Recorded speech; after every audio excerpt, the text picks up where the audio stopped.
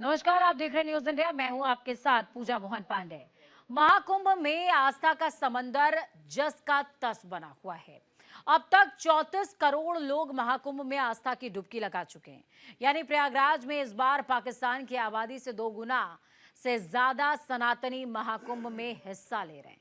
ये सुनने में थोड़ा अजीब लग रहा होगा, लेकिन सच यही है। महाकुंभ में सनातनियों ने पहुंचकर टोक्यो को भी 2 बार मात दी है। इससे जग जाहिर होता है कि महाकुंभ सनातनियों के लिए क्या है। ये खास रिपोर्ट देखिए।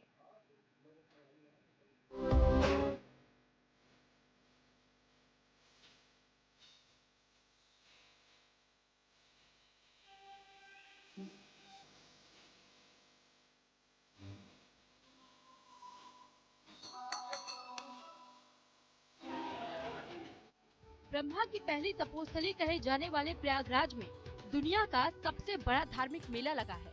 144 साल बाद लौटा महाकुंभ भारत ही नहीं बल्कि पूरी दुनिया को अपनी ओर खींच रहा है। दुनिया के कोने कोने से श्रद्धालु प्रयागराज के महाकुंभ में शिरकत करने के लिए पहुंच रहे हैं। खास बात है कि आज बसंत पंचमी भी है और वैसे तो कल शाही स्नान भी है और यहाँ की व्यवस्था जो भी है बहुत अच्छी व्यवस्था है और बहुत अच्छा लगा यहाँ पर आकर। आज बसंत पंचमी था और हम विद्यार्थियों के लिए बसंत पंचमी बहुत महत्वपूर्ण होता है। माँ सरस्वती का दिन होता है। खास वजह ये है यहाँ पर आज मतलब बसंत पंचमी है और आज के दिन माँ सरस्वती की पूजा की जाती है और हम जो कि विद्यार्थी हैं और विद्यार्थियों के जीवन में माँ सरस्वती जी का बहुत बड़ा योगदान है। हम लोग आ रहे थे, इतनी भीड़ भाड़ थी ट्रेन में, इतनी थकावट हुई, वहाँ से हम लोग नागा वासुकी तक पैदल आए तो वहाँ तक जो भी थकावट थी नहाने के बाद हमारी तुरंत उतर गई। हम लोगों को सबकी आराम बहुत अच्छा लगा हम लोगों को। बसंत पंचमी थी, ये बहुत पावन पर्व था। इस पावन पर्व पर स्नान करके मैं अपने को धन्य समझता हूँ। ठीक से हो गया स्नान? बिल्कुल, बहुत बढ़िया। कैसी अनुभूति हो रही है? 144 बहुत अपार सुखद अनुभूति हो रही है और इतना अच्छा लगा जोगी जी की व्यवस्था देखकर। कोट से धन्यवाद जोगी जी को। इसके पीछे कुंभ से जुड़ी श्रद्धालुओं की आस्था और भारतीय संस्कृति है, जो देश के बाहर भी सनातनियों को आस्था की डोर से बांधे हुए है। सनातनियों के बीच महाकुंभ का महत्व कितना है, इसका अंदाजा संगम में डुबकी लगाने वाले श्रद्धालुओं के आंकड़ों से ही लगाया जा सकता है। श्रद्धालुओं में पवित्र संगम में पवित्र डुबकी लगाने के लिए ऐसा क्रेज देखने को मिल रहा है, जो हर दिन एक नया रिकॉर्ड कायम कर रहा है। पिछले 7 दिनों की अगर बात करें तो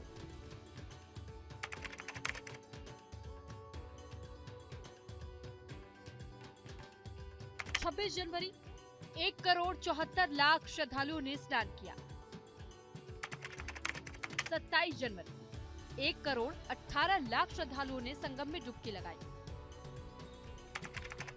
28 जनवरी 4,99,00,000 लोगों ने त्रिवेणी में डुबकी लगाने के लिए पहुंचे। 29 जनवरी 7,64,00,000 श्रद्धालुओं ने संगम में डुबकी लगाई। 30 जनवरी 2,06,00,000 लोगों ने महाकुंभ में आस्था की डुबकी लगाई। 31 जनवरी 1,82,00,000 श्रद्धालुओं ने संगम में डुबकी लगाई। 1 फरवरी 2,03,00,000 श्रद्धालु पवित्र संगम में स्नान करने पहुंचे। इन आंकड़ों के मुताबिक पिछले 7 दिनों में ही करीब 21,40,00,000 लोगों ने महाकुंभ में आस्था की डुबकी लगाई है, जबकि पिछले 20 दिनों में यह आंकड़ा बढ़कर 34 करोड़ के करीब हो गया है। यानी 13 जनवरी से 1 फरवरी तक करीब 34 करोड़ सनातनियों ने महाकुंभ में आस्था की डुबकी लगाई है। 20 दिनों में श्रद्धालुओं का यह आंकड़ा ऐसे समय में आया है जब अभी भी महाकुंभ के 24 दिन बचे हैं। इनमें भी अभी 3 शाही स्नान बाकी हैं, जिनमें महाशिवरात्रि का स्नान शामिल है। महाकुंभ में तेजी से बढ़ते श्रद्धालुओं के आंकड़ों को देखकर उम्मीद लगाई जा रही है कि इस बार त्रिवेणी में डुबकी लगाने वालों का आंकड़ा 50 करोड़ के पार पहुंच सकता है। हालांकि प्रशासन ने 45 करोड़ श्रद्धालुओं के महाकुंभ में पहुंचने का अनुमान जताया है। कोई दिक्कत नहीं हुआ, बहुत ही अच्छा से आए। योगी आदित्यनाथ का अथी में बहुत ही सुविधा हम लोग को मिला, बहुत ही अच्छा लगा। यहाँ का संगम नहाने का प्रयागराज में बहुत ही अच्छा सुविधा है। आज श्री पंचमी है, सरस्वती पूजा बसंत पंचमी। और आज का दिन से जो तीर्थ के लिए बहुत बहुत महान होता है और बहुत खुशी लगता है कि ये हमारा जो यहाँ का जो मुख्यमंत्री है बहुत अच्छा काम है। अभी जो सब कुछ यहाँ पर नीट एंड क्लीन होता है और प्रशासनिक भी बहुत अच्छा काम किए हैं, कोई तकलीफ नहीं। हम सोचा कि 4 दिन हुआ 3 दिन हुआ कि ऐसा इंसिडेंट हुआ था और सब लोग बोलते थे कि यहाँ पर मत जाओ, बहुत प्रॉब्लम होता है, बहुत कुछ प्रॉब्लम होता है। लेकिन मैं आज आके देखा कि इतना प्रशासनिक और मुख्यमंत्री को और प्राइम मिनिस्टर को बहुत धन्यवाद दूंगा कि यहाँ का जो डिसिप्लिन बहुत अच्छा रखे हैं। अब बहुत अच्छी तरह लोग स्नान करके जा रहे हैं। पिछले मंगलवार यानी बीते 28 जनवरी को प्रयागराज एक बार फिर दुनिया का सबसे बड़ा जिला बन गया। 28 जनवरी को प्रयागराज की आबादी 4.5 करोड़ का आंकड़ा पार कर गई। अगर इस आंकड़े में जिले के करीब 70 लाख आबादी को जोड़ लिया जाए तो 28 जनवरी को करीब 5 करोड़ लोग प्रयागराज की धरती पर मौजूद थे। ऐसे में 28 जनवरी को आबादी के लिहाज से दुनिया के सबसे बड़े शहर टोक्यो को भी प्रयागराज ने पीछे छोड़ दिया। इससे पहले मकर संक्रांति पर 4.20 करोड़ श्रद्धालुओं ने प्रयागराज में पहुंचकर दुनिया का सबसे बड़ा जिला बनाने का रिकॉर्ड बनाया था। महाकुंभ में उमड़ रही रिकॉर्ड भीड़ को देखकर आपके मन में एक सवाल जरूर कौन रहा होगा कि आखिर इस बार महाकुंभ में ऐसा क्या है जिससे वो आबादी के मामले में पूरी दुनिया को टक्कर दे रहा है।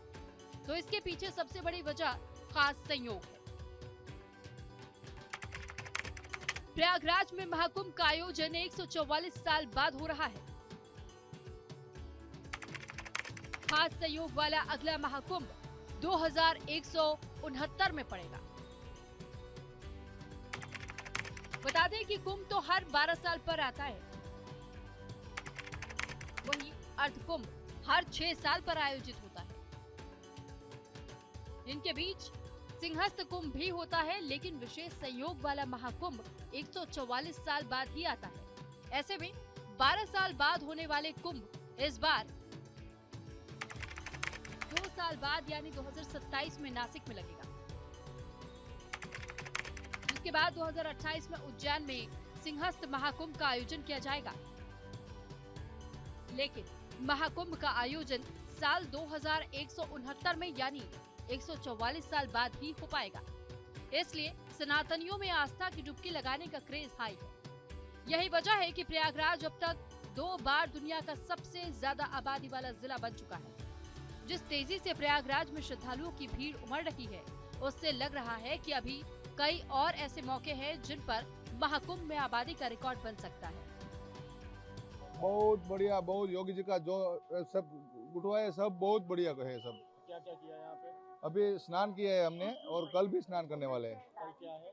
कल शाही स्नान है। कल स्नान करेंगे। हाँ, कितना उत्साह है इधर? बहुत है, बहुत उत्साह है और बहुत बढ़िया सब किया हुआ है। मैं एक महाराज जी है, कौशिक जी महाराज, जो विख्यात हैं, जिन्होंने 5 साल से चैनल पर एक दिन कथा बंद नहीं करी है और 6 साल से भोजन नहीं खा रहे हैं। उनके कैंप में आया हूँ कथा सुनने के लिए। यहाँ की व्यवस्था देखकर मन प्रफुल्लित हो गया। इतनी अच्छी व्यवस्था, जगह जगह टॉयलेट लगे हुए हैं, पुलिस की बड़ी अच्छी व्यवस्था है, पुलिस रास्ते बताने वाले हैं। योगी जी का कल्याण हो, धन्य हो योगी जी, आपने बहुत ही कमाल कर दिया। ऐसा ही होता रहे, ऐसा ही कुंभ आप लगवाते रहो, जनता खुश होती रहे। जय जय श्री गंगे, जय जय श्री गंगे। इसके साथ ही रिकॉर्ड भीड़ का जुड़ना महाकुंभ से सनातन धर्म का जुड़ा होना भी है। दरअसल सनातन धर्म में कुंभ मेले का मकसद आत्मा की शुद्धि और मोक्ष प्राप्ति से जुड़ा है। धार्मिक मान्यताओं की माने तो महाकुंभ के दौरान पवित्र नदियों में स्नान करने से मनुष्य जाति को समस्त पापों से मुक्ति मिलती है। इन वजहों से महाकुंभ बार बार नए रिकॉर्ड बना रहा है। दुनिया के कोने कोने से लोग महाकुंभ के पवित्र संगम में आस्था की डुबकी लगाने के लिए पहुंच रहे हैं। हम लोगों ने स्नान कर लिया है सर, और सुबह बढ़िया स्नान हो गए हैं, अच्छे स्नान हुए। मतलब प्रदेश सरकार के लिए जो खौफ पैदा किया गया था मौनी अमावस्या पे, वो कुछ भी नहीं है। बढ़िया सब कुछ व्यवस्था बहुत अच्छी है, कोई प्रॉब्लम नहीं हुई है, कहीं कुछ हुआ नहीं है। रस्सी बांध के आप पूरा परिवार इकट्ठा रहे इसलिए रस्सी बांध हाँ, इसलिए कि बच्चे भी हैं साथ में और सभी लोग हैं तो एक साथ रहेंगे, कोई तितर बितर ना हो, मतलब कि कहीं पर फोन खोया पाया पे फोन करे वहाँ से बात करवाए, तभी हम सभी लोग इकट्ठे हैं, कहीं कुछ हुआ नहीं। टीवी पेपर में सब आना है। महाकुंभ पर आपने स्नान किया, वो भी वसंत पंचमी के अवसर पर। जी जी जी, कितनी खुशी है कि वसंत पंचमी बहुत खुशी है साहब, बहुत खुशी है सर कि इसके लिए तो कुछ मैं कह ही नहीं सकता। 144 साल बाद ऐसा महाकुंभ पड़ा है, इसमें मेरे को मतलब जो प्राप्त हुआ है वो सब ऊपर वाले की माया है। महाकुंभ पहुंचकर पवित्र संगम में डुबकी लगाना सनातनियों के लिए कितना महत्व रखता है, इसका अंदाजा भीड़ देखकर आसानी से लगाया जा सकता है। इस आस्था का असली प्रमाण श्रद्धालुओं की यही भीड़ है और ये अब भी जारी है। न्यूज इंडिया के लिए संजीव कुमार की रिपोर्ट। प्रयागराज के त्रिवेणी संगम पर महाकुंभ से भारत की अर्थव्यवस्था को बड़ा बूस्ट मिल सकता है। जानकारों की माने तो इस महाकुंभ में 4 लाख करोड़ रुपए से भी ज्यादा के व्यापार होने की संभावना है। इससे देश की नॉमिनल और रियल जीडीपी 1% से भी अधिक बढ़ सकती है। ऐसे में समझने वाली बात यह है कि आस्था का महाकुंभ अपने अंदर आर्थिक व्यवस्था भी समेटे हुए है। जानकार तो यही कहते हैं। ये रिपोर्ट देखिए।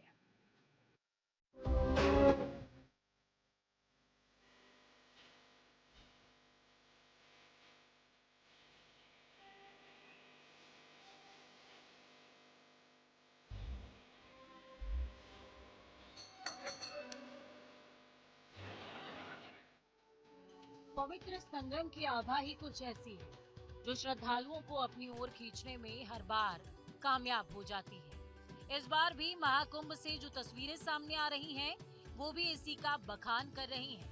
साधु संतों के शंखनाद के साथ संगम के पवित्र जल में आस्था की डुबकी भी श्रद्धालुओं ने लगाई।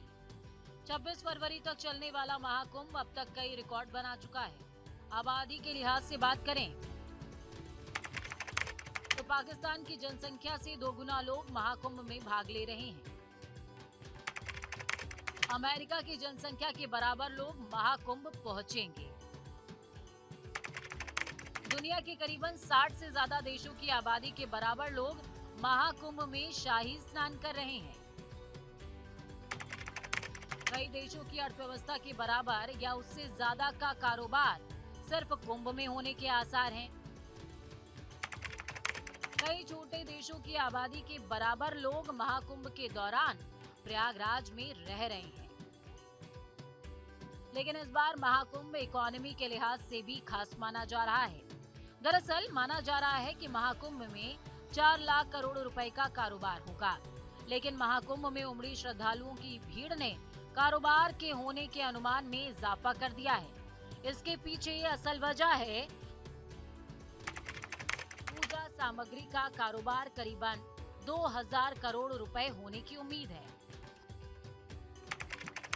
फूलों के 800 करोड़ रुपए का व्यापार होने का अनुमान लगाया गया है। किराने का सामान जैसे गेहूं का आटा, चीनी, चाय और मसालों का 4000 करोड़ रुपए के व्यापार का अनुमान है। खाद्य तेल 1000 करोड़ रुपए, सब्जियां 2000 करोड़ रुपए, बिस्तर, गद्दे, चादर और बाकी घरेलू सामान 500 करोड़ रुपए, दूध और बाकी डेयरी उत्पाद 4000 करोड़ रुपए, गंगा जल ले जाने के लिए प्लास्टिक कैन 60 करोड़ रुपए, यात्रा जैसे कार किराए पर लेना और ई रिक्शा से 300 करोड़ रुपए, नाविक 50 करोड़ रुपए। भारत जैसे प्राचीन देश में जिसका मूल धर्म सनातन है, जिसकी आर्थिक व्यवस्था भी सनातन अर्थव्यवस्था और आधार उत्सव धर्मी, यानी कि वो जो उत्सवों को पसंद करता है और खुशी में उसमें शामिल होता है। देश में होने वाले सामाजिक सांस्कृतिक उत्सव हमारी अर्थव्यवस्था में जान फूंकती रहती है। यानी भारत में हमेशा किसी न किसी रूप में चलने वाला उत्सव अर्थव्यवस्था में जान फूंकता रहता है, जिसके चलते भारत में कभी आर्थिक सुस्ती और मंदी आ ही नहीं पाती है। सभ्यता के निर्माण से ही भारत की अर्थव्यवस्था मोबाइल मेले और हाट के जरिए आगे बढ़ी है। यहाँ पे बहुत अच्छी सुविधा की गई है और यहाँ पे हम दिल्ली से आए हुए हैं, हमारा सारा ग्रुप आया हुआ है। यहाँ पे बहुत ही अच्छी व्यवस्था है, लोग इतनी भीड़ भाड़ नहीं है, यहाँ पर खाली है। और बसंत पंचमी पे लोग अभी फिलहाल ग्रुमर फैला रहे हैं, वो गलत है और बहुत अच्छी सुविधा प्रदान की गई है गवर्नमेंट के थ्रू। हम बहुत खुश हैं। सबको स्नान करना चाहिए क्योंकि ये 144 साल के बाद आ रहा है, तो ये अवसर सबको प्राप्त होना चाहिए। महाकुंभ में आ रखे हैं अमृत स्नान के लिए और कल रात को आए थे। बहुत अच्छी सुविधा है यहाँ पे। योगी जी ने सबसे बढ़िया तो यहाँ पे साफ सफाई है और पुलिस वालों का सहयोग बहुत रहा। अगर कुछ भी जानकारी चाहिए होती है तो मैं लोगों से यही कहूँगा कि पुलिस वालों को एग्जैक्ट मालूम है कौन सा आश्रम कहाँ है, किस तरफ स्नान करने जाना है, तो वो पूरा गाइड कर रहे हैं। बहुत बहुत बधाई यूपी गवर्नमेंट को। सरकार की माने तो महाकुंभ में उमड़ने वाले श्रद्धालुओं की भीड़ जीडीपी बढ़ाने में अहम रोल अदा करने वाली है। देश विदेश से करीबन 45 करोड़ लोग इस कुंभ में आएंगे। उत्तर प्रदेश के मुख्यमंत्री योगी आदित्यनाथ ने तो मंच से ऐलान कर दिया कि कुंभ से 2 लाख करोड़ का व्यापार होगा। ऐसे में सवाल ये कि आखिर ये फर्क पड़ेगा कैसे? देश के कोने कोने से लोग महाकुंभ में आएंगे। विदेशी नागरिक यात्रा के लिए देश में रेल, बस और हवाई जहाज का इस्तेमाल करेंगे। निजी वाहनों से आने वाले श्रद्धालुओं से टोल और ईंधन के रूप में सरकार का राजस्व बढ़ रहा है। प्रयागराज पहुंचने के बाद लोग होटल, गेस्ट हाउस, धर्मशाला में रहेंगे, जिससे स्थानीय लोगों को रोजगार मिल रहा है। खाने पीने की दुकानों, रेस्टोरेंट्स और होटल्स की भी बल्ले बल्ले हो रही है। स्थानीय लोगों के लिए नौकरियां और पार्किंग से राजस्व बढ़ा है। ऐसे ढेरों कारण हैं जो प्रयागराज के साथ साथ देश की अर्थव्यवस्था की ग्रोथ का मेन फैक्टर बन रहे हैं। ये सारे विश्लेषण और आंकड़े बताते हैं कि किताबी आंकड़े भले ही कुछ कहें, लेकिन महाकुंभ के बाद अगली तिमाही में अर्थ अमृत का प्रसाद मिलने वाला है। इसके साथ ही माना जा रहा है कि तिमाही आंकड़े के साथ शेयर बाजार भी अपने पीक को छुएगा। आसान शब्दों में कहा जाए तो महाकुंभ सांस्कृतिक और सामाजिक पुनरुत्थान के साथ आर्थिक पुनरुत्थान की भी नींव डालेगा। ऐसा मानने की वजह भी है। 2013 में आयोजित पिछले महाकुंभ से करीबन 12,000 करोड़ रुपए का कुल राजस्व प्राप्त हुआ था। अर्धकुंभ मेला 2019 से कुल 1.2 लाख करोड़ रुपए का राजस्व प्राप्त हुआ था। पिछले कुंभ में डेली नीड से करीबन 17,310 करोड़ रुपए से ज्यादा का कारोबार हुआ था। इसका सीधा मतलब ये है कि भारत में धार्मिक आयोजन का दायरा धर्म तक सीमित नहीं है। इसका असर देश की अर्थव्यवस्था पर भी देखने को मिलता है, जिससे ये कहना गलत नहीं होगा कि भारत अपनी संस्कृति के साथ साथ अर्थव्यवस्था को भी लेकर चल रहा है, जो देश के आर्थिक रूप से मजबूत होने में अहम रोल अदा करते हैं। 500 मीटर, केवल 500 मीटर दूरी पर हमारी गाड़ी यहाँ पर रुकी है और हमने यहाँ पर अच्छे से हमने मतलब ठहरने की भी व्यवस्था अच्छी है। ठीक है, सारी चीज़ें बेस्ट लगी और सारी चीज़ें हमने करी और अभी सुबह से 5 मिनट में हम संगम घाट पर आ गए। और बाकी आप भी देख सकते हैं बहुत सारी गाड़ियाँ भी यहाँ पर, जो मतलब कि वीआईपी कल्चर नहीं, आम जनता की गाड़ियाँ भी मतलब यहाँ संगम घाट तक आ गई है। ठीक है, सो वीआईपी कल्चर का भी ऐसा कुछ है नहीं है। ऐसा लगा देखो यहाँ पर आए बहुत अच्छा लगा। अभी हम स्नान वगैरह, व्यवस्था बहुत अच्छी है, बहुत अच्छी व्यवस्था है यहाँ पर। मतलब देखिए हम वहीं इंदौर के हैं, इंदौर के पास में उज्जैन है। ठीक है, वहाँ पर भी मतलब कि बहुत अच्छी व्यवस्था है, लेकिन इतना वहाँ पर उतनी जनसंख्या नहीं आती है। उस हिसाब से यहाँ पर जो करोड़ों की जनसंख्या आ रही है, उस हिसाब से, उस लिहाज से अगर देखा जाए तो बहुत उत्तम व्यवस्था है। और बाकी आम जनता को भी आपस में एक सामंजस्य बिठाना पड़ेगा इस व्यवस्था को बनाकर रखने के लिए। राइट, हमको बहुत अच्छा लग रहा है, बहुत अच्छी व्यवस्था है, हर सब सुविधा है गाड़ी की। हम ट्रेन से अच्छी तरह से आए हैं, कोई रोक टोक नहीं है, हर सुविधा है, बहुत अच्छा लग रहा है हमें। योगी जी का बहुत स्नान अच्छी तरह से हमने खूब तरीके से अच्छी तरह से किया है। योगी जी बहुत खूब सुविधा रख रखे हैं, हमें बहुत खुशी हुई आके यहाँ पे। अब महाकुंभ भी इसी पथ पर आगे बढ़ रहा है। यहाँ पहुंचकर श्रद्धालु आस्था की डुबकी भी लगा रहे हैं और देश की आर्थिक स्थिति को भी आगे बढ़ा रहे हैं। न्यूज इंडिया के लिए संजीव कुमार की रिपोर्ट। इस खास प्रस्तुति में फिलहाल इतना ही। मुझे और मेरी टीम को दीजिए इजाजत। नमस्कार।